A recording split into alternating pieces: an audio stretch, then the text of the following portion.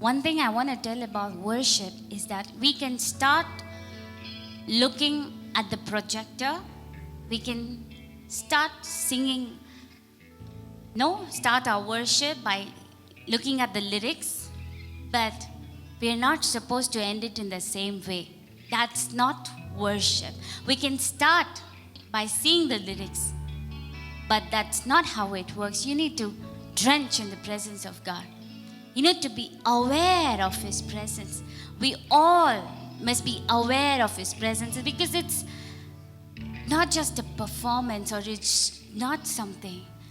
We are pouring our hearts to God and we making, we need to connect our spirit to Jesus. That's about worship. We need to have that awareness. Can I give you an example? Just imagine if there is a cobra here in this place. I know I will be the first one to run, but then I am telling, just imagine if a cobra here and it's lifting its head. What will we do? Will you look at the phone? Will you talk to each other? Will you get distracted? Your focus will be on that one thing. Your focus is completely on that cobra. Though cobra might not talk to you, though it might not, touch you, it might not do anything, but then your attention is changed. In the same way, when we come to worship Jesus, we must be aware of His presence. We must be aware of His presence. Everything else fades away. Everything else should disappear. Your phone, whatever it is, your lyrics, just start worshiping with lyrics, but do not end in lyrics. That's what, we must do. We must learn to be aware of His presence. Today, let's see something that we all know, the story that we all know, but it has a different perspective. Amen. How many of you have heard the word distraction? We all know, right? See, I want to start with a question. Have you ever sat down to pray or do something important, and suddenly your phone goes ding and your focus is all gone? Have you experienced that while sleeping, while praying, while reading the word? That sound called ting, ting.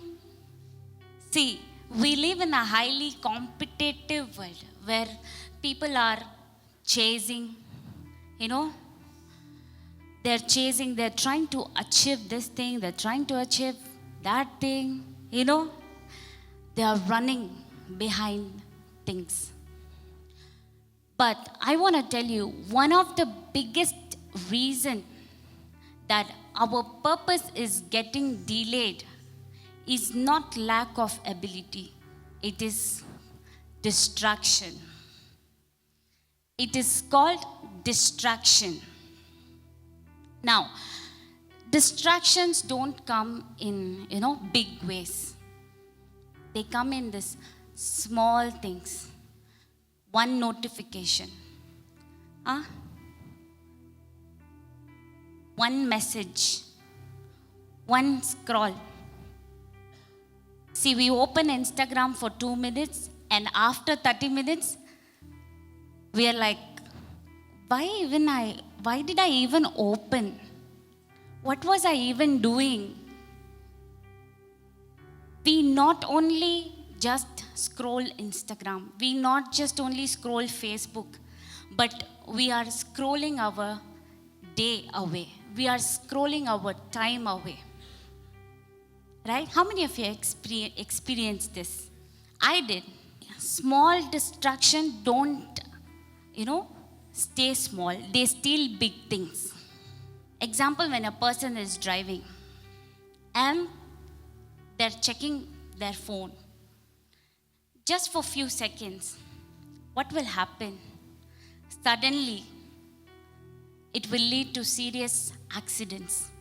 Sometimes lives are lost just for few seconds.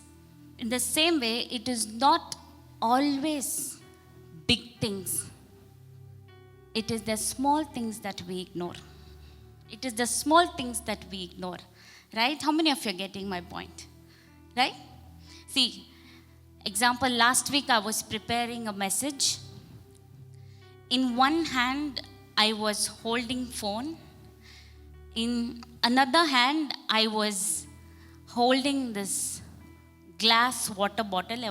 I was trying to open. Suddenly, it shattered into pieces. It spilled everywhere. But I thought, okay, it's nothing serious. Nothing serious. Okay, I wore my slippers and I started walking.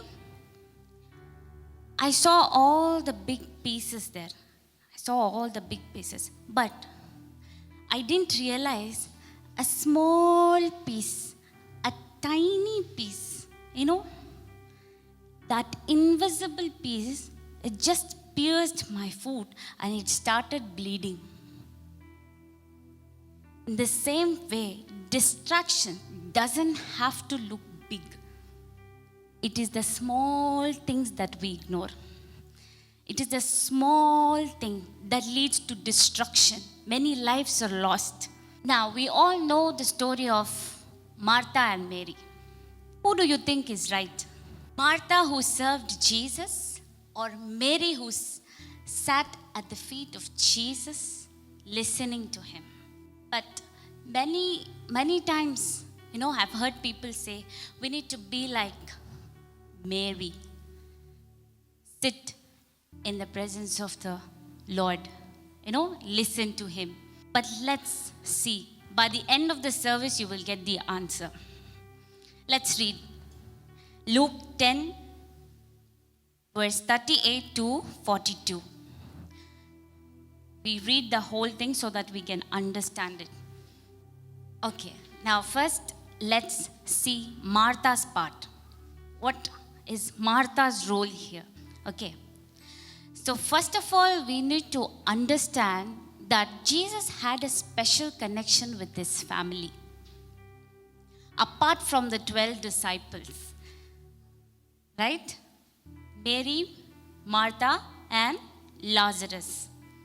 He often visited their house. That's what the Bible says. Right? So the Bible mentions Martha's house.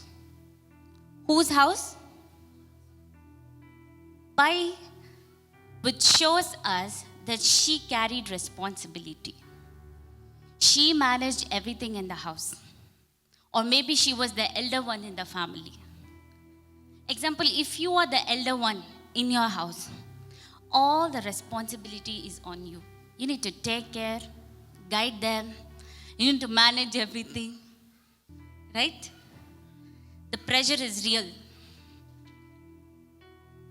Now imagine that moment. Okay.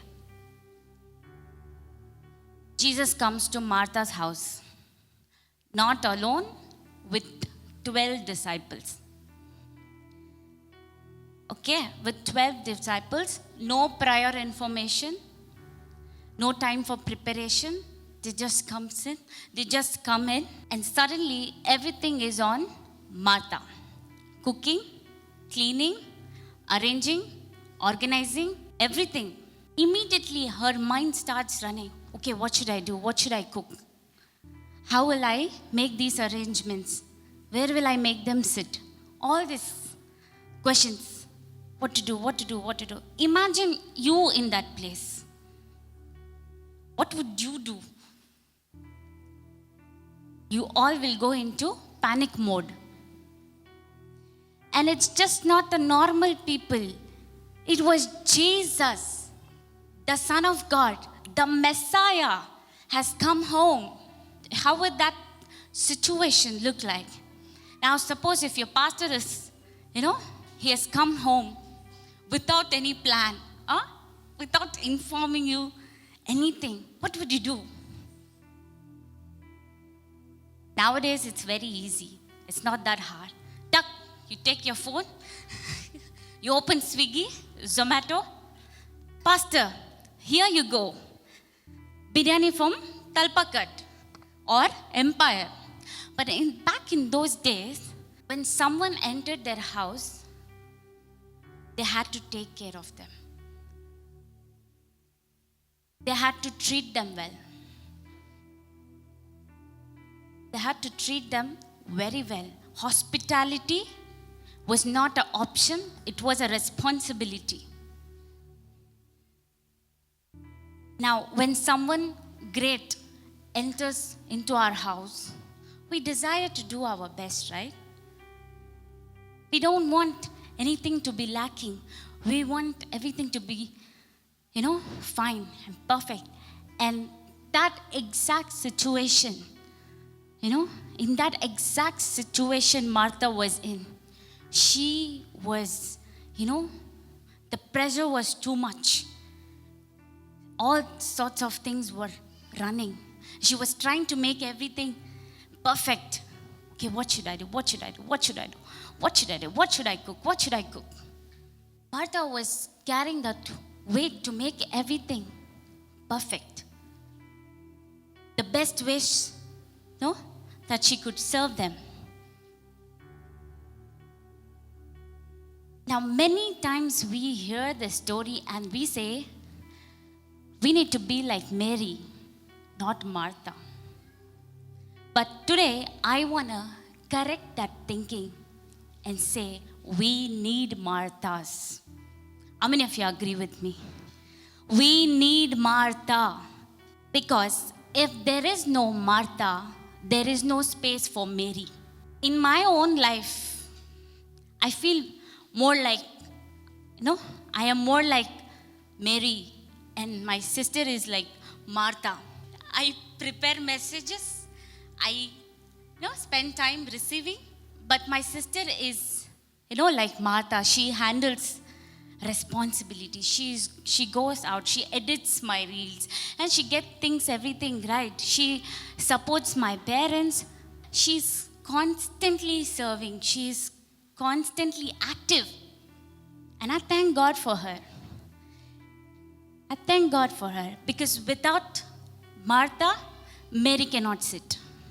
Even in church today, there are many Marthas who come early to church, who arranges the chair, who cleans everything, who sets the mic, who plays the instrument, who prepares everything for Marys to come and worship. We need to appreciate the Marthas. We must honor who carry all the responsibility, who work behind the scenes. Can we all put our hands together and appreciate all the Marthas in this place? And not only that, I often see these little Marthas, who come early to church and they arrange every chair. And not only that, even after the service, they put back everything together in order. And not only them, the media team and the musicians who prepare throughout the week for Marys to come and worship. Those who silently sow for the kingdom, Marthas who pray, Marthas who are behind the scene, who are not seen, who are not appreciated, who are unseen, who are unhelped. We appreciate all those Marthas. Come on, let's again put our hands together and appreciate Marthas. Come on. We are here. We can sit here peacefully and worship because of the Marthas. What if the chair was not clean? What if there are no people to on the mic? What if there were no person to take the camera, no person to edit? What would have happened? So we need Marthas. We need Marthas. How many of you agree? We need Marthas, right? Now, Martha's part is not yet over, but let's see what is Mary's part. Okay. Luke 10:39. Okay. She had a sister called Mary who sat at the Lord's feet listening to what he said. Now just think about this. Martha, who's trying to do all the things alone. Where is Mary? She sat at the feet of Jesus and she was listening. Now, sitting at someone's feet in those days was not casual. It was a posture of humility. It was the posture of learning. It was the posture of surrender. But now, the question is, was she ignoring her sister? No. Was she being lazy? No. Here's the truth. Our intention was to help her sister. Our intention was to go and do the work. Serve Jesus. She knew her sister needed help. But something happened. As Jesus began to speak and speak over and over again, she couldn't get up. Her mind was in the kitchen, but her soul was being fed. She was fed by spiritual food over physical food. The same like that, when we come to church, our mind is to pay the rent. Our mind is to pay the fees. Lord, I have so much of problems. I have so much to handle. I have this big responsibility. All that. But when you enter into church, something shifts. You stay, you sit, you hear the word, you listen to the word of God, and everything changes. Right? Now let's see. Luke 10:42. Now, this does not mean that work is not important. It does not mean that we forget all the responsibilities that we have. This does not mean Martha was wrong and Mary was right. No, God is not talking about the good and the bad. He is talking about the spiritual thing. He is telling serving is important, but being with Jesus is more important. It is more necessary. See, the food was needed, the arrangements was needed, everything was needed. Both are necessary. Now the answer is both are necessary. Martha, Mary. These are two different personalities, but what Jesus is telling is both are necessary, but one thing is more necessary. That is sitting in the presence of Jesus. Martha focused on preparation. Mary focused on presence. That's the difference. It doesn't mean that she should stop all the work and not all that. But as soon as she comes, she should have first sat with Jesus, spoke to Jesus, sit with Jesus, talked to Jesus, and then started to serve him. The same way today, when we go to church or when we get up, our first priority must be Jesus. Because when you don't have anything inside, what would you give to others? First, we should be filled with the Spirit so that we can pour out to others. We cannot pour from an empty vessel, right? Amen. Let's see Luke 10:40. Martha was distracted with much serving. What was she distracted by? Much serving. That means it was not one thing, was many things. Much serving. So this is very important here. She did not have any sinful thing. She did not do anything that was sinful. She did not do anything that was wrong. But she was distracted. How? By serving Jesus. That means you can be distracted by doing good thing. It need not be the bad thing. It need not be bad distraction.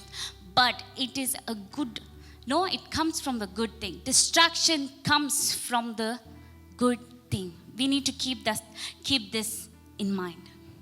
She was doing good and she was distracted.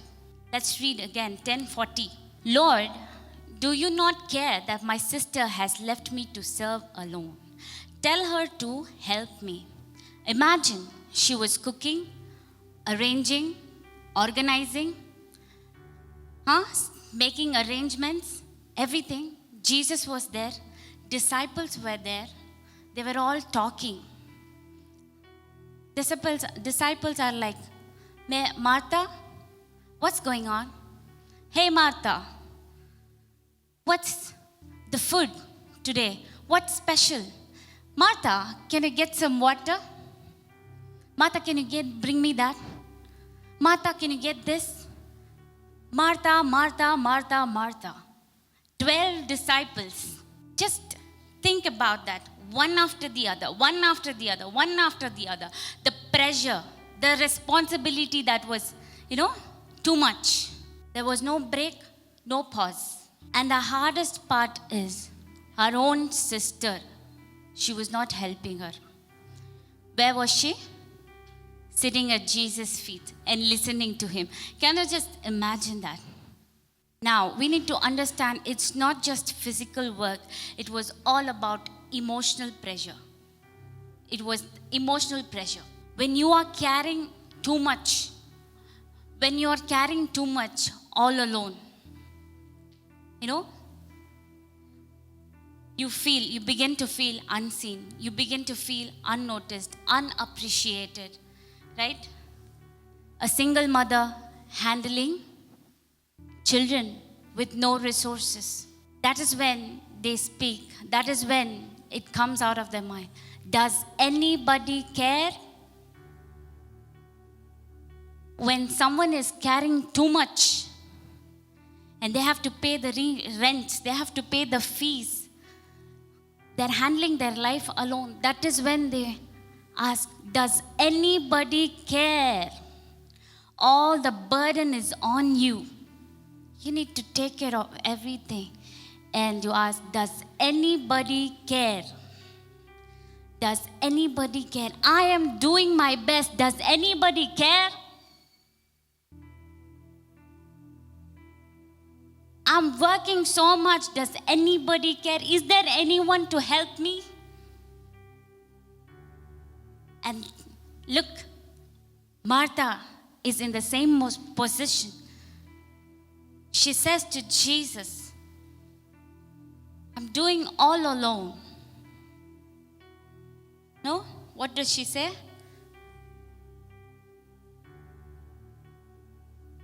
I'm left to serve alone. Tell her to help me.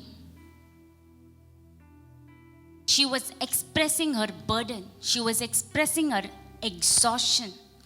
When burden feels so much, your prayer changes from request to demand. She was not requesting. It was like the prayer, like demanding. Jesus, tell her to help me. Because she couldn't. She was overloaded. When a computer is filled with so many files and everything, and it hangs. Why? Because the storage is full. It is overloaded. She can't anymore. That is why she says, does anybody care? Does anybody care? Some people today are like, does anybody care? I am overwhelmed. I am having so much of responsibility. No one to help. Does anybody care? That is the same question we all are facing. Right? Mark, in another verse, we also see Mark 4:38. So there's another scene where, disciples are in the boat and Jesus is asleep. And they ask, Teacher, do you not care if we drown? It is the same thing. Do you not care? Martha is also asking the same thing. Do you not care? When things goes out of control, when things feels like it is overwhelming, you can't take it anymore. That is when this question comes. Does anyone care? And we also question God. God, do you even care? But today, I want to let you know that God cares for you. Because we see in 1 Peter 5:7, cast your burdens unto him, for he cares for you. Cast your burden unto him, for he cares for you. See, Martha was carrying something she should have cast it upon the Lord. She was carrying something she was supposed to surrender it. Even today, many of us are carrying something that God doesn't want us to carry alone. We are carrying too much. God says, I care for you. Cast your burden unto me. I care for you. The problem with Martha was she should have asked Jesus, Jesus, I am tired. I am exhausted. I can't anymore. I need your help. But then she demanded, don't you care, Lord? Tell my sister to help me. How is our posture today before the Lord Jesus Christ? Are we demanding God? Is it like Martha, tired, exhausted? Or is it like Mary, sitting at Jesus' feet and listening? How do you go before God? When we try to do everything alone, when we try to do it in our own strength, in our own ability, we get frustrated, we get tired. And that is when we ask, does anybody care? Does anybody care? We must also understand the deeper relationship that not only Martha, Mary, but also Lazarus had. Let's see. John 11:3. It says, Lord, the one you love is sick. Notice this carefully. They did not say Lazarus is sick. They said, the one you love is sick. It doesn't mean that Jesus doesn't love, He doesn't love others. He loved everyone. John 3:16 says that for God so loved the world that he loves everybody. But what does this mean? Let's also see in John 11:5. Jesus loved Martha, her sister, and Lazarus, which shows that Jesus loved everyone. Jesus loved everyone. But then, these people who walked close with God, it shows that this relationship is close. They had a deeper relationship with God. They had that intimate relationship with God. God loves everyone, but not everyone wants to walk with God. God loves everyone, but not everyone wants to walk with God. Love is available for all, but intimacy is a choice. Close relationship is a choice. Among the crowds that followed Jesus, there were many people, but Mary, Martha, and Lazarus chose to walk with Jesus, to have that close connection with Jesus, right? Apart from the 12 disciples who were close to Jesus, that was Mary, Martha, Lazarus, right? They had a deeper and personal relationship with Jesus Christ. What made Jesus visit Martha's house so often? What do you think?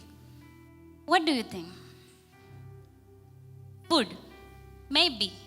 Maybe he loved Martha's biryani, so he often visited their house. Maybe Mary's jokes. Or maybe it was Mary's heart who always listened and who sat with Jesus, who sat under Jesus' feet. Maybe it was Lazarus who had a good friendship with Jesus, who had a good relationship with Jesus. See, if we have a close relationship with Jesus, it shows that we come to church regularly. It shows, like Martha, we serve God. Like Martha, we sow. Like Mary, we come to church, we hear the word of God again and again, again and again. We sit in the presence of God, we listen. Now, let me give you an example. Now, when I speak with this mic, everyone can hear, right? But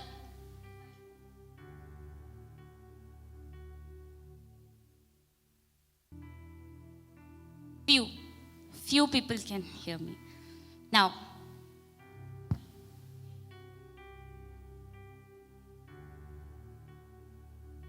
how many of you heard it?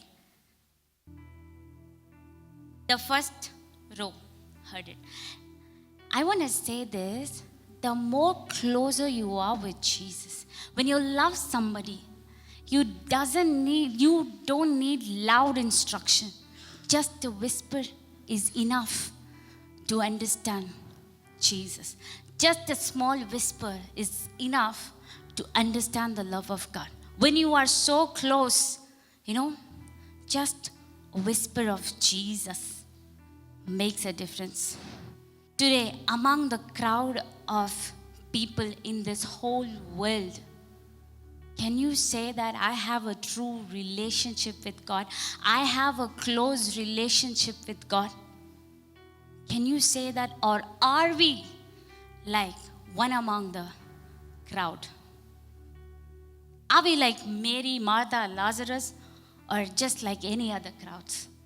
See, we are called to walk with God. We are called to have a deeper relationship with God, to have that intimate relationship with God. We are not just called to, serve Him from a distance. We need to talk to God. We need to listen to God. We should not just serve God. Today, many of us I serve Jesus. I do this thing. I come to church regularly. I am faithful to Jesus, but are you with Jesus? You're serving for Jesus. Are you spending time with Jesus? Do you have an intimate relationship with Jesus? Do you have time for Jesus? Many of us today, they prepare the message or they come to church, they play the music, everything, right, for Jesus, but they do not have that relationship with Jesus. How can you pour without being received from Jesus? How can you pour from an empty vessel? We need to first receive.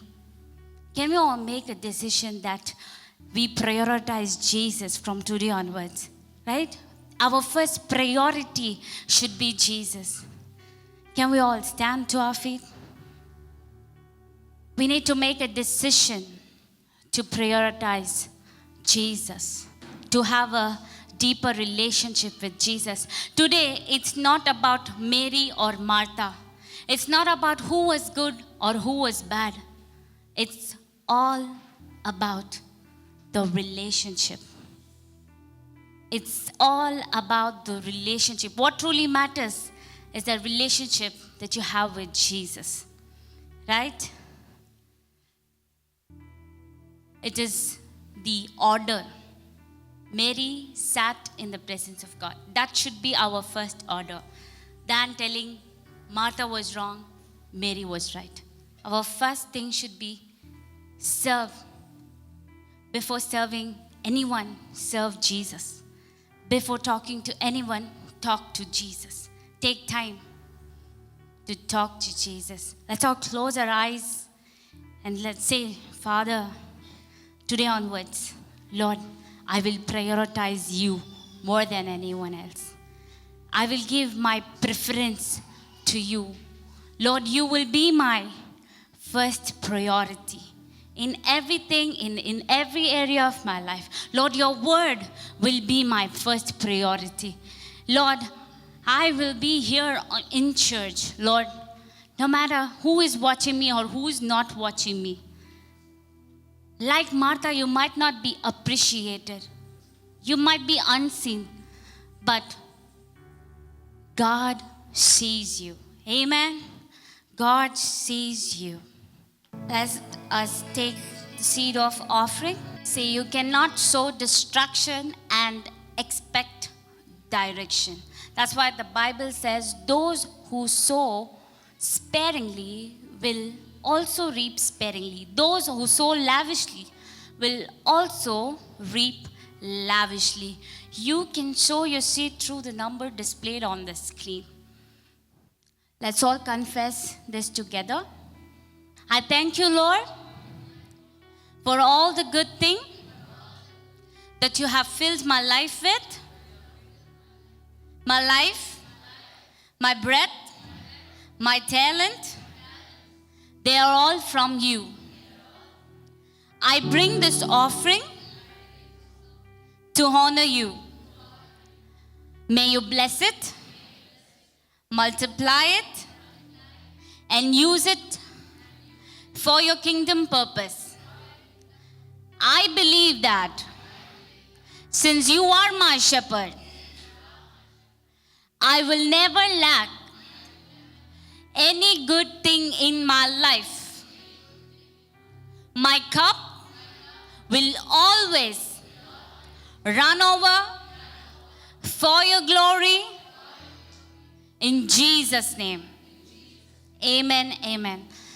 Bless the Lord, O my soul, and all that is within me. Bless his holy name. Bless the Lord, O my soul, and forget not all his benefits. May the grace of our Lord Jesus Christ, the love of our Father, and the sweet communion of the Holy Spirit may rest and abide in us now and forevermore. Amen, amen, amen. God bless you. God bless you all.